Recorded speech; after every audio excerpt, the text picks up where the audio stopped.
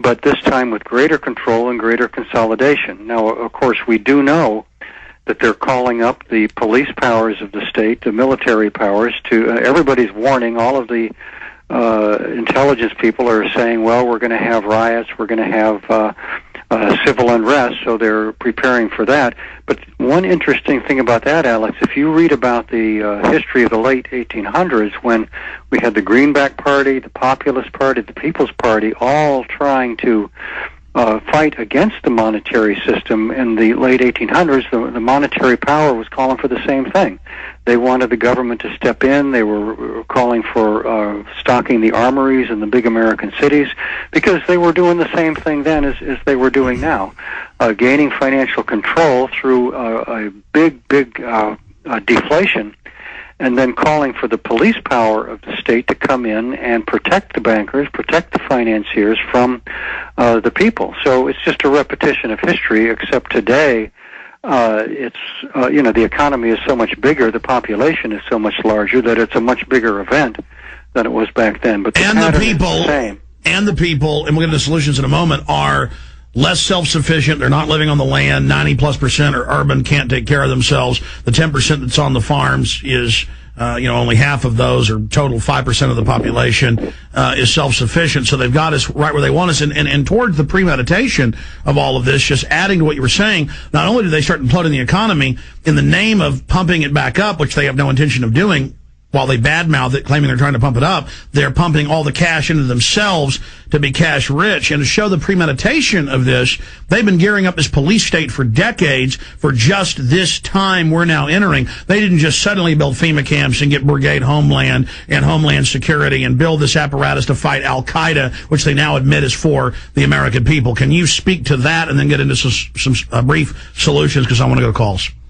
Well, that is correct. Now, the Obama administration is trying to cover both ends of the spectrum. They're pumping up the financial bubble to try to keep the big banks in business, and at the same time, they're extending the federal deficit by putting in place additions to welfare-type programs. Plus, they're going to have a big hiring spree to hire 1 to 250,000 new federal employees, which is a Keynesian job creation program. So they're trying to cover the whole spectrum, which is why they have the $1.75 trillion budget deficit projected for this year, which is producing a new bubble. There's a new bubble that has just begun. I don't know if listeners have heard of it. It's the Treasury bond bubble that is just off the charts now, but the problem is that the Treasury bonds are paying such low interest rates that with inflation it's a losing proposition if you buy them. But that's the place that all of these stockholders who are getting out of their 401ks, abandoning the stock market,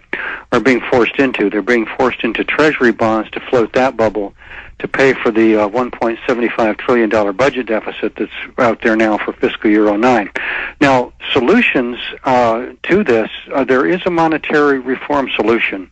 I mean, there is a monetary reform movement that has been saying over and over again to people in recent years, all of this goes back to one factor and one factor alone, and that is that the only way money comes into existence in the economic system that we have today, run by the Federal Reserve, is through a bank loan. A debt creation, a debt instrument. Monetary system. As long as we continue to have a debt-based monetary system, the banks will be in control, and they will inflate it and deflate it to their heart's content. That's what has to be changed. And you've written about that extensively, and I agree with your plan at richardccook.com. We got to go to calls, but I just want to put the cherry on top of all of this. We're hearing about nationalization, but what really is happening, the private Federal Reserve, masquerading as public, is taking control of some of its subsidiary banks that were already the private arm of the Federal Reserve. So it's a bait and switch. It's really a hijacking or a piratical takeover by multinational offshore banks of the governmental functions of the Treasury. So, I'd like you to briefly comment on that. That's correct. There's no real nationalization. What masquerades as nationalization is simply pumping more federal dollars onto the asset sheets of these banks by taking off their balance sheets the toxic debt, the bad loans, the loans that will never be repaid. So instead, the government does not have any kind of controlling interest. The government does not influence the lending policies, interest rates, or anything. It's just another bailout. So instead, we need true nationalization of the private Federal Reserve, lock up these guys for criminal activity and Ponzi schemes. They've all openly broken even their own federal laws, and then do what the Founding Fathers and Andrew Jackson and President Lincoln did, and that is have a true nationalized, true private Bank of the United States, and then educate the public about monetary systems and have a stable money supply that's meant to build up our economy, build up small businesses, build up state sovereignty, and we would again be the powerhouse of the planet. That's correct, and we need to issue what I call a dividend directly to the people, like the Alaska Permanent Fund, for example, that distributes over $3,000 in asset wealth every year to every resident of the state. We should do that, and in addition to that, we must write off trillions of dollars in debt that our population has been unfairly subjected to by the banking system, such as the enormous amount of credit card debt now that is at very high interest rates. The college debt, all of those. It all has to be written off. Yes, and I keep interrupting because we're short on time, and this is such powerful info. We got to have you back very soon, Richard C. Cook. It's just so incredible to know that we have this engine of true, currency controlled by the government. What our founders set up, what made us the most powerful and wealthy in the world. Instead, we have a bunch of criminal bankers that create a black hole of debt-based money supply. And, I mean, we have to educate the public about this if we're going to survive and thrive as a society. The alternative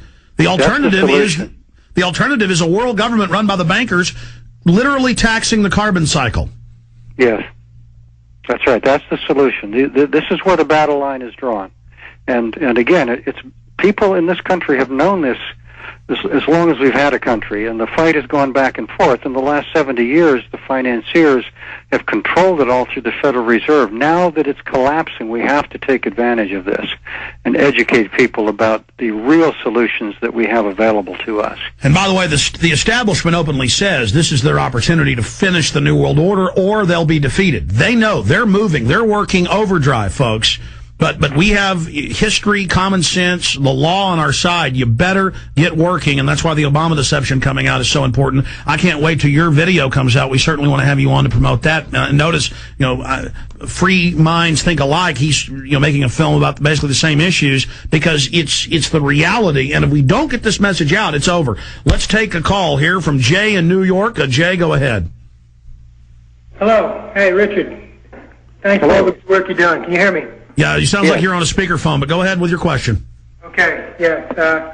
I come from a very supposedly alternative, they call it the most enlightened city in New York, in America. And they're not really there, but they do have their own money system. Sir, let me ask you a question. Can you pick up a regular phone? Because we'd like to hear you. Yeah, let me just, there's someone on the phone. I mean, we respect you enough to want to actually be able to understand what you're saying. And speakerphones just don't cut it. I got you. Okay. I come from this city, and they have their own money system. It's called the, if I can say the name, the Ithaca dollar.